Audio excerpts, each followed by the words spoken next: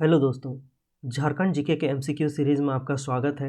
ये है set number 12 और इस वीडियो में हम झारखंड जीके के इम्पोर्टेंट क्वेश्चंस को एमसीक्यू के रूप में डिस्कस करेंगे। और इस सीरीज़ के इससे पहले के वीडियोस को आप मेरे चैनल के झारखंड जीके एमसीक्यू वाले प्लेलिस्ट पे जाकर देख सकते हैं। तो ये सीरीज़ आपके आगे आने वाले एग्ज़ाम्स के लिए काफ़ी ज़्यादा हेल्पफुल होने वाली है। तो आप इस सीरीज़ के सभी वीडियोज़ को ज़रूर देखें। और आज हम देखेंगे हमारे इस सीरीज़ का सेट नंबर 12। तो चलिए शुरू करते हैं। पहला क्वेश्चन है, झारखंड की विख्यात घोड़लता, शीतलपुर और मलमलपुर की गुफाएं निम्नलिखित में से किस स्थान पर स्थित हैं? तो इसमें झारखंड की घोड़लता, शीतलपुर और मलमलपुर की गुफाओं के बारे में पूछा गया है कि ये झारखंड के किस स्थान पर स्थित हैं। तो ये गुफाएं जो हैं ये पालकोट में स्थित हैं। तो इसका आंसर हो जाएगा ऑप्शन सी। और ये पालकोट कहाँ है? ये गुमला में है। तो गुमला जिले के पालकोट में ये सभी गुफाएं हैं। और गोड़लता गुफा के बारे में आपको बता दूं कि इस गुफा के अंदर एक प्राचीन मंदिर है, पंचमुखी हनुमान मंदिर। पंचमुखी हनुमान मंदिर है इस गुफा के अंदर। ये जो गोड़लता गुफा है इसके अंदर, और इसके अंदर हमेशा पानी बहता रहता है। और इस गुफा के अंदर ही एक कुआं भी है जहाँ पर सालों भर पानी भरा रहता है। और इसके अलावा ये जो मलमलपुर की गुफा है इसको मलमली गुफा भी बोला जाता है, मलमली गुफा। और ये जो मलमली गुफा है ये रामायण युग की कहानी बयां करती है, इसलिए आज इसको सुग्रीव गुफा के नाम से भी जाना जाता है। सुग्रीव गुफा के नाम से भी ये मलमली गुफा या मलमलपुर की जो गुफा है वो फेमस है। तो इसको मलमली गुफा या सुग्रीव गुफा भी बोला जाता है। तो ये सभी गुफाएं जो हैं वो पालकोट में है, गुमला के पालकोट में। तो इसका आंसर हो जाएगा ऑप्शन सी। अगला क्वेश्चन है, दीवा किशुन को किस जेल में फांसी दी गई थी? तो दीवा सोरेन और किशुन सोरेन दो आंदोलनकारी थे। ये दोनों, दीवा सोरेन और ये भी किशुन सोरेन, दोनों आंदोलनकारी थे। इन्होंने 1872 में अंग्रेज़ों के खिलाफ विद्रोह किया था। और इन दोनों के बारे में कुछ चीज़ें बता दूं, जैसे कि दीवा सोरेन का जन्म हुआ था, जो दीवा सोरेन थे इनका जन्म हुआ था 1820 में पश्चिमी सिंहभूम में। पश्चिमी सिंहभूम में इनका जन्म मटकमबेड़ा गांव में हुआ था, मटकमबेड़ा गांव में। और जो किशुन सोरेन है, जो किशुन सोरेन है इनका भी जन्म पश्चिम सिंहभूम में ही गुमिदपुर गांव में हुआ था, गुमिदपुर गांव में। और ये दोनों जो थे आपस में इनका मामा भांजे का रिश्ता था। ये दोनों मामा भांजा थे। तो ये भी पूछा जा सकता है कि दीवा किशुन का आपस में क्या संबंध था? तो इनका मामा भांजे का संबंध था। और इन दोनों को सरायकेला में फांसी दी गई थी। तो इसका आंसर होगा ऑप्शन सी।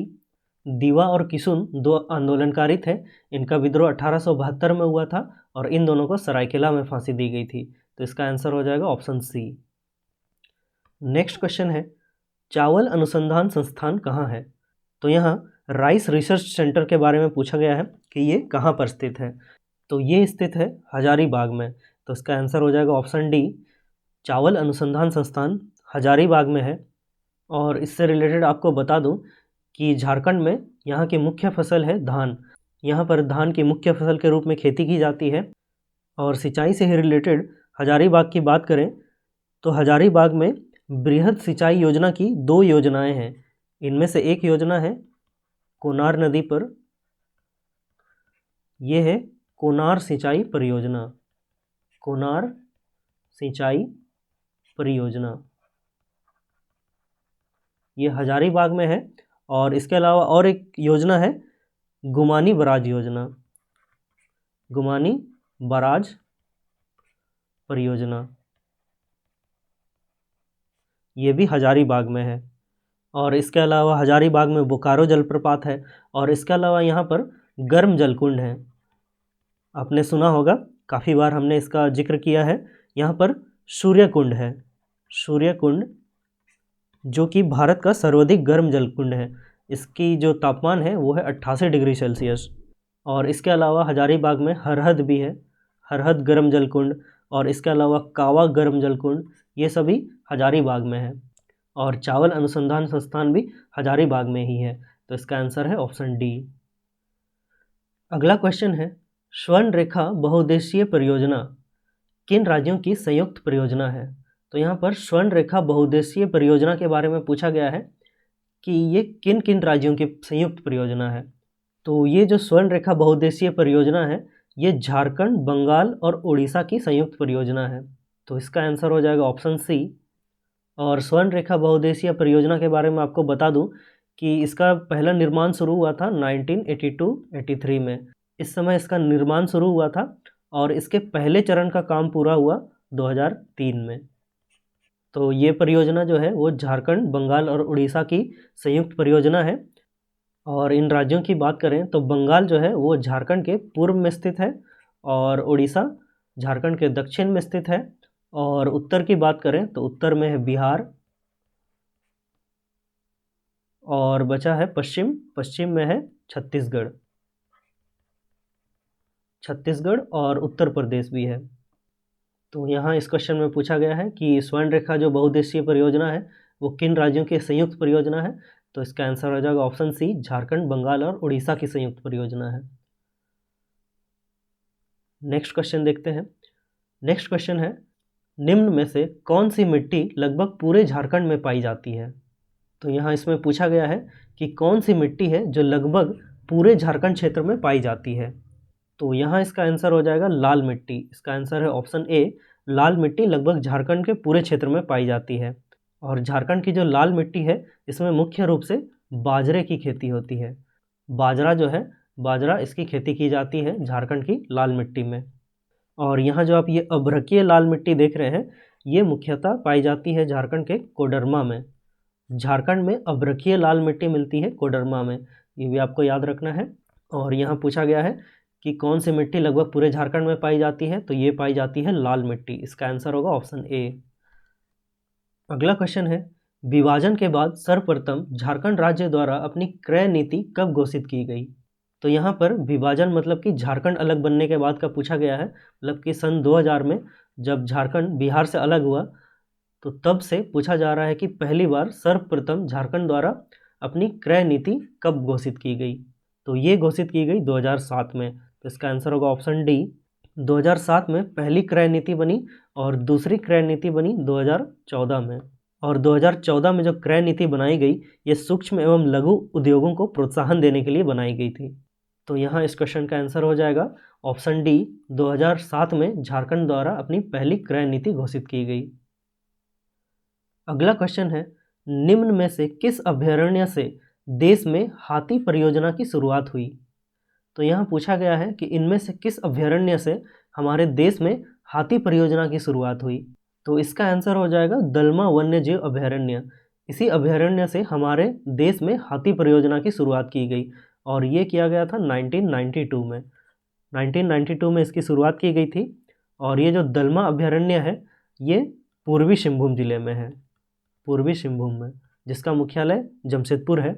और ये पालकोट वन्यजीव अभयारण्य की बात करें तो ये आपको देखने को मिलता है गुमला में। और इसके अलावा ये तोपचांची वन्यजीव अभयारण्य है धनबाद में।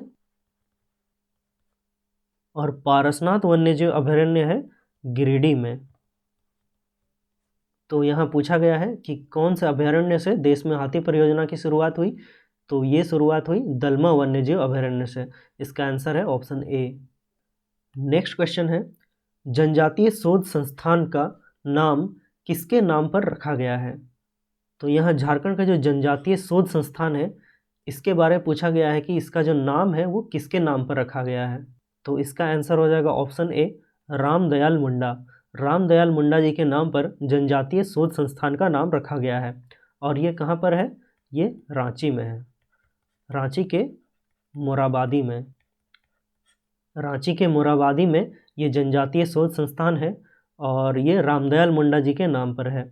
और रामदयाल मुंडा की बात करें तो ये एक कलाकार थे, इसके अलावा ये एक लेखक भी थे और साथ साथ में ये राजनीतिज्ञ भी थे। और इनको 2010 में पद्मश्री भी दिया गया था। तो इन्हीं के नाम पर झारखंड के जनजातीय शोध संस्थान का नाम भी रखा गया है। तो इसका आंसर हो जाएगा ऑप्शन ए रामदयाल मुंडा। अगला क्वेश्चन है, वित्तीय वर्ष 2021-22 में किसे वृहद पर्यटन स्थल के रूप में विकसित कराए जाने का प्रस्ताव है। तो यहाँ पूछा गया है कि इनमें से किसे 2021-22 में वृहद पर्यटन स्थल के रूप में विकसित कराए जाने का प्रस्ताव है। तो इसका आंसर हो जाएगा ऑप्शन बी लुगुबुरु एवं राजरप्पा को। तो 2021-22 का जो बजट है उसमें इसकी बात की गई थी, और लुगुबुरु का नाम आपने सुना होगा, ये संथालों का पर्यटन स्थल है। संथालों के द्वारा यहाँ पूजा भी की जाती है। और हम पर्यटन की बात कर रहे हैं तो आपको बता दूं कि झारखंड में नई पर्यटन नीति बनाई गई है। नई पर्यटन नीति 2020 बनाई गई है। ये झारखंड में पर्यटन को बढ़ावा देने के लिए बनाई गई है। और आपको बता दूं कि झारखंड में स्वदेश दर्शन योजना, इसके तहत झारखंड के 4 जिलों में, 4 जिले कौन कौन से हैं, पूर्वी सिंहभूम, सरायकेला खरसुआ, रांची और लातेहार, इनमें इको टूरिज्म सर्किट का निर्माण किया जा रहा है। तो इसके बारे में भी आगे हम बात करेंगे। अभी इस क्वेश्चन की बात करें तो इसमें पूछा गया है कि 2021-22 में किसे पर्यटन स्थल के रूप में विकसित करने का प्रस्ताव है। तो ये है लुगुबुरु और राजरप्पा को। तो इसका आंसर हो जाएगा ऑप्शन बी। अगला क्वेश्चन है, किस अंतर्राष्ट्रीय संस्था के सहयोग से जोहार परियोजना संचालन किया जा रहा है। तो जोहार परियोजना के बारे में पूछा गया है कि इसका संचालन किस अंतर्राष्ट्रीय संस्था के सहयोग से किया जा रहा है। तो सबसे पहले आपको जोहार परियोजना के बारे में बता दूं कि जोहार परियोजना जो है ये राज्य में बढ़ती बेरोजगारी को कम करने और जो गरीबी रेखा से नीचे के लोग हैं उनको व्यवसाय से जोड़ने के लिए शुरू की गई है। इस योजना के अंतर्गत आपने सुना होगा सब्जी उत्पादन की ट्रेनिंग दी जा रही है, और साथ ही साथ मछली पालन, मुर्गी पालन, पशुपालन की ट्रेनिंग के साथ साथ आर्थिक सहायता भी प्रदान की जा रही है। और जोहार जो योजना है इसका फुल फॉर्म की बात करें तो इसका फुल फॉर्म है जे से झारखंड, ओ से opportunities for harnessing rural growth. तो ये इसका फुल फॉर्म है जोहार का, Jharkhand opportunities for harnessing rural growth. और ये जो परियोजना है इसकी शुरुआत की गई थी 2017 में। 2017 में इसको लॉन्च किया गया था और इससे 17 जिलों को फ़ायदा देने की बात की गई थी। 17 जिलों में इसको लॉन्च किया गया था, मतलब कि 17 जिलों को इसका लाभ होगा। और यहाँ जो पूछा गया है कि इस योजना को किस अंतर्राष्ट्रीय संस्था द्वारा या अंतर्राष्ट्रीय संस्था के सहयोग से संचालित किया जा रहा है, तो ये होगा विश्व बैंक। विश्व बैंक यानी कि वर्ल्ड बैंक जो है ये इसकी बाह्य पोषित संस्था है। तो इसका आंसर हो जाएगा ऑप्शन बी। विश्व बैंक इसकी बाह्य वित्त पोषित संस्था है और इसी के सहयोग से ये जोहार परियोजना का संचालन किया जा रहा है। अगला क्वेश्चन है, भूमिज विद्रोह को अंग्रेजों ने क्या कहा था। तो भूमिज विद्रोह, इसके बारे में हमने काफ़ी बार चर्चा की है। तो भूमिज विद्रोह जो हुआ था ये 1832-33 में हुआ था। 1832-33 में ये भूमिज विद्रोह हुआ था और अंग्रेजों ने इसे गंगा नारायण का हंगामा कहा था। तो इसका आंसर हो जाएगा ऑप्शन बी। और यह भूमिज विद्रोह जो था ये जनजातीय जमींदारों और जनजातीय लोगों का संयुक्त विद्रोह था। और इस विद्रोह में बड़ाभूम के राजा ने इस विद्रोह का नेतृत्व किया था। और इस विद्रोह के खिलाफ जो खरसुआ के राजा थे, खरसुआ के जो राजा थे उन्होंने अंग्रेज़ों का सहयोग किया था इस भूमिज विद्रोह के खिलाफ। और इसके अलावा इस भूमिज विद्रोह के परिणाम स्वरूप मानभूम जिला का गठन किया गया था। बड़ा भूम के जो राजा थे उन्होंने भूमिज विद्रोह का नेतृत्व किया था और इस भूमिज विद्रोह के परिणाम स्वरूप मानभूम जिला बना था। तो ये आपको याद रखना है। और इस भूमिज विद्रोह को अंग्रेज़ों ने गंगा नारायण का हंगामा कहा था। तो इसका आंसर हो जाएगा ऑप्शन बी। अगला क्वेश्चन है, निम्न में से किस साहित्य से झारखंड में जैन धर्म के प्रभाव का विवरण मिलता है। तो यहाँ क्वेश्चन में पूछा गया है कि झारखंड में जैन धर्म के प्रभाव का विवरण किस साहित्य से मिलता है।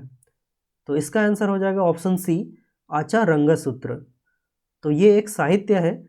इस आचार रंग सूत्र से झारखंड में जैन धर्म के प्रभाव का विवरण मिलता है। और झारखंड में जैन धर्म की बात करें तो यहाँ पारसनाथ पहाड़ी, जो पारसनाथ की पहाड़ी है ये जैन धर्म से रिलेटेड है और ये झारखंड की सबसे ऊंची पहाड़ी है। इसकी ऊंचाई है 1365 मीटर। ये झारखंड की सबसे ऊंची चोटी है और इसकी जो सबसे ऊंची चोटी है इसको बोला जाता है सम्मेद शिखर।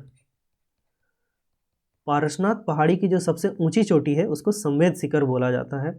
और ये पारसनाथ पहाड़ी का नाम जो जैन तीर्थंकर थे पार्श्वनाथ, उनके नाम पर ये पहाड़ का नाम रखा गया है। तो यहाँ क्वेश्चन में साहित्य के बारे में पूछा गया है कि किस साहित्य से झारखंड में जैन धर्म के प्रभाव का विवरण मिलता है। तो ये है आचार रंगसूत्र। तो इसका आंसर हो जाएगा ऑप्शन सी। अगला क्वेश्चन है, रांची के जगन्नाथ मंदिर की स्थापना किसने करवाई। तो यहाँ रांची के जगन्नाथ मंदिर के स्थापना के बारे में पूछा गया है, किसकी स्थापना किसके द्वारा करवाई गई। तो इसका आंसर हो जाएगा ठाकुर एनीनाथ सहदेव, ऑप्शन ए। इनके द्वारा रांची के जगन्नाथ मंदिर की स्थापना करवाई गई थी। और यहाँ पर एक नाम इम्पोर्टेंट है, ठाकुर विश्वनाथ सहदेव। ये झारखंड में 1857 का जो विद्रोह हुआ था उससे रिलेटेड है। इन्होंने डोरंडा का जो सैनिक विद्रोह था, डोरंडा सैनिक विद्रोह जो 1857 में किया गया था, इसका नेतृत्व किया था इन्होंने, ठाकुर विश्वनाथ सहदेव ने। और इनको 16 अप्रैल 1858 को रांची में फांसी दी गई थी। तो इनके बारे में आपको पता होना चाहिए, ये काफ़ी इम्पोर्टेंट है। और यहाँ जगन्नाथ मंदिर की स्थापना के बारे में पूछा गया है, तो ये ठाकुर एनीनाथ सहदेव के द्वारा जगन्नाथ मंदिर की स्थापना करवाई गई थी। तो इसका आंसर हो जाएगा ऑप्शन ए। अगला क्वेश्चन है, चरेता, बियरी एवं हरेली बैगा जनजाति में प्रचलित डैश है। तो यहाँ बैगा जनजाति की 3 चीज़ें दी गई है, चरेता, बियरी और हरेली। तो ये पूछा गया है कि ये बैगा जनजाति में क्या है, लोकगीत, वाद्य यंत्र, पेय पदार्थ या पर्व। तो इसका आंसर हो जाएगा ऑप्शन डी, ये सभी पर्व हैं। चरेता, बियरी एवं हरेला ये बैगा जनजाति में पर्व हैं। और बैगा जनजाति की बात करें तो ये झारखंड की एक अल्पसंख्यक जनजाति है और ये प्रोटो ऑस्ट्रेलियाइड प्रजातीय समूह से हैं। Proto Australoid. तो झारखंड की वैसे तो अधिकतर जनजातियां प्रोटो ऑस्ट्रेलियाइड हैं, तो ये भी उनमें से एक है। और इनका जो ग्राम का मुखिया होता है इसको बोला जाता है मुकद्दम। ये आपको याद रखना है, मुकद्दम बैगन जनजाति में गांव के मुखिया को बोला जाता है। और ये जो मुकद्दम का जो पद होता है ये वंशानुगत होता है। तो यहाँ इसका आंसर हो जाएगा ऑप्शन डी, ये चरेता, बियरी और हरेली बैगा जनजाति में पर्व हैं। अगला क्वेश्चन है, हिजला मेले का आयोजन किस जिले में किया जाता है। तो हिजला मेला आपने काफ़ी इसका नाम सुना होगा। यहाँ पूछा गया है कि इस मेले का आयोजन किस जिले में किया जाता है। तो ये किया जाता है दुमका में। इसका आंसर हो जाएगा ऑप्शन डी। और हिजला मेला जो है इसकी शुरुआत 1890 में की गई थी।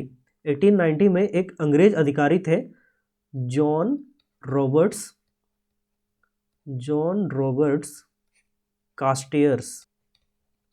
कहा जाता है कि इनके द्वारा ये मेला का आयोजन की शुरुआत की गई थी और इसका उद्देश्य था स्थानीय लोगों से सीधा संवाद स्थापित करना और उनके रीति रिवाजों और उनके जो रहन सहन है उनके तरीकों को जानने के लिए और उनसे नज़दीकियाँ बढ़ाने के लिए उस समय का जो अंग्रेज जिला अधिकारी थे जॉन रॉबर्ट्स कास्टियर्स, इन्होंने हिजला मेले का शुरुआत किया था, मतलब हिजले मेले की शुरुआत की थी 1890 में। और अब 2015 में इसको राजकीय मेले का दर्जा दिया गया है। हिजला मेला को राजकीय मेला का दर्जा दिया गया है। और ये जो हिजला मेला है ये मयूराक्षी नदी के तट पर किया जाता है। मयूराक्षी नदी के तट पर हिजला मेला का आयोजन किया जाता है। तो ये सभी चीज़ें हैं और इसका आयोजन जो है वो दुमका जिले में किया जाता है। तो इसका आंसर होगा ऑप्शन डी। अगला क्वेश्चन है, a grammar of the Santali language के लेखक कौन है। तो यहाँ एक पुस्तक दी गई है कि a grammar of the Santali language, इसके लेखक के बारे में पूछा गया है। तो इसके लेखक है L.O. स्क्रैप्सरूड। इसका आंसर हो जाएगा ऑप्शन ए। और इससे रिलेटेड और कुछ नहीं है, ये डायरेक्ट क्वेश्चन है, आपको याद रखना है कि एक grammar of the Santali language के लेखक हैं L.O. स्क्रैप्सरूड। इसका आंसर है ऑप्शन ए। देखते हैं अगला क्वेश्चन। नेक्स्ट क्वेश्चन है, किस शहर को वित्तीय वर्ष 2021-22 में सोलर सिटी के रूप में विकसित करने की योजना है। तो यहाँ क्वेश्चन पूछा गया है कि वह कौन सा शहर है जिसको वित्तीय वर्ष 2021-22 में सोलर सिटी के रूप में विकसित करने की योजना बनाई गई। तो ये शहर है गिरिडीह शहर, इसका आंसर हो जाएगा ऑप्शन बी। और ये जो योजना है वो केंद्र और राज्य की संयुक्त योजना है, और इसमें केंद्र सरकार का हिस्सा है 40% और इसमें राज्य सरकार का हिस्सा 60% है। और इसकी जो कुल लागत है वो लगभग 191 करोड़ है। तो 191 करोड़ की लागत से गिरिडीह शहर को सोलर सिटी के रूप में विकसित करने की योजना है, और ये केंद्र और राज्य सरकार की संयुक्त योजना है। और अगर ये गिरिडीह शहर सोलर सिटी के रूप में विकसित हो जाती है तो ये राज्य की पहली सोलर सिटी होगी। तो यहाँ इसका आंसर है ऑप्शन बी, गिरिडीह शहर। अगला क्वेश्चन है, ऑल इंडिया झारखंड पार्टी 1967 के संस्थापक कौन है? तो यहाँ क्वेश्चन है कि ऑल इंडिया झारखंड पार्टी जो कि 1967 में बनी, इसके संस्थापक कौन थे? तो इसके संस्थापक थे बागुन सुमरई। तो इसका आंसर होगा ऑप्शन बी। तो बागुन सुमरई इस ऑल इंडिया झारखंड पार्टी 1967 के संस्थापक थे। और यहाँ जो कार्तिक उरांव दिया गया है, इन्होंने अखिल भारतीय आदिवासी विकास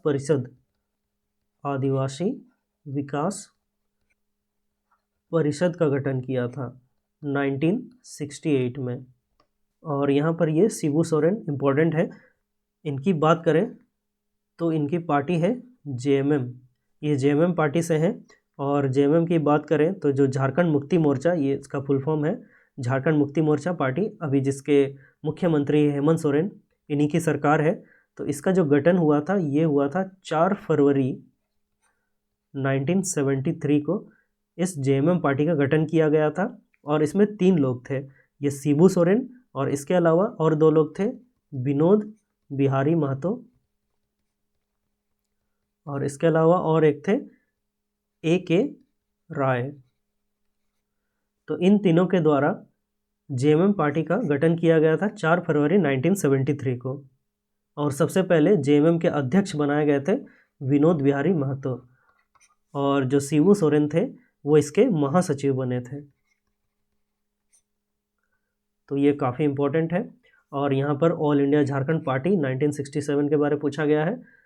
तो इसके संस्थापक थे बागुन सुमरई, इसका आंसर होगा ऑप्शन बी। अगला क्वेश्चन है, 2017 में धनबाद में स्थापित विश्वविद्यालय का क्या नाम है? तो यहाँ धनबाद में जो विश्वविद्यालय है जिसकी स्थापना 2017 में की गई, उसके बारे में पूछा गया है कि उसका नाम क्या है। तो इसका आंसर हो जाएगा ऑप्शन सी, विनोद बिहारी महतो विश्वविद्यालय। तो धनबाद का जो विश्वविद्यालय है जिसकी स्थापना 2017 में की गई वो है विनोद बिहारी महतो विश्वविद्यालय। और विश्वविद्यालयों की बात करें तो झारखंड में कुछ, और विश्वविद्यालयों की बात करें तो झारखंड के कुछ विश्वविद्यालय हैं, जैसे कि कोल्हान विश्वविद्यालय, ये आपको सिंहभूम में देखने को मिलता है, ये चाईबासा में है। और इसके अलावा है नीलांबर पीताम्बर विश्वविद्यालय, नीलांबर पीताम्बर विश्वविद्यालय, ये है आपका पलामू में। और इसके अलावा रांची विश्वविद्यालय, ये तो रांची में है, ये तो आप जानते ही होंगे। और इसके अलावा और है सिद्धू कान्हू विश्वविद्यालय, सिद्धू कान्हू विश्वविद्यालय, ये आपका है दुमका में। और इसके अलावा और है विनोबा भावे विश्वविद्यालय, विनोबा भावे विश्वविद्यालय, ये है हजारीबाग में।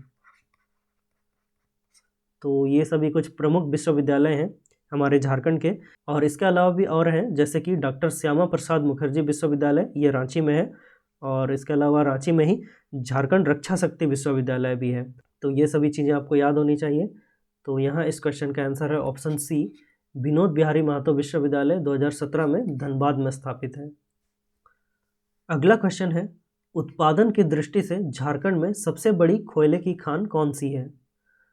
तो यहाँ आपको ध्यान रखना है कि यहाँ उत्पादन की दृष्टि से पूछा गया है कि झारखंड की सबसे बड़ी कोयले की खान कौन सी है। तो अगर हम झारखंड की सबसे बड़ी कोयले खान की बात करें तो वो तो है झरिया, लेकिन यहाँ उत्पादन की दृष्टि से पूछा गया है तो ये होगा कर्णपुरा।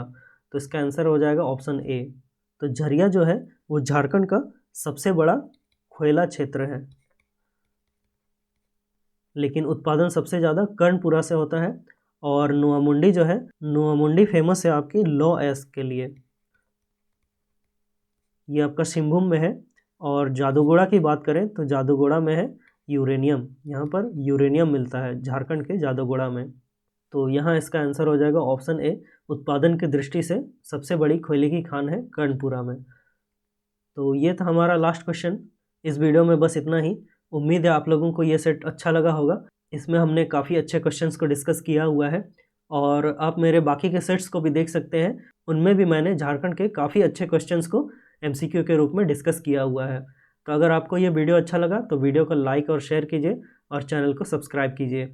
और अगर आप मेरे वीडियो के अपडेट्स पाना चाहते हैं तो आप मेरे टेलीग्राम चैनल को ज्वाइन कर सकते हैं और इसके अलावा आप मुझे ट्विटर में भी फॉलो कर सकते हैं। तो मिलते हैं नेक्स्ट वीडियो में। Thank you so much. जोहार।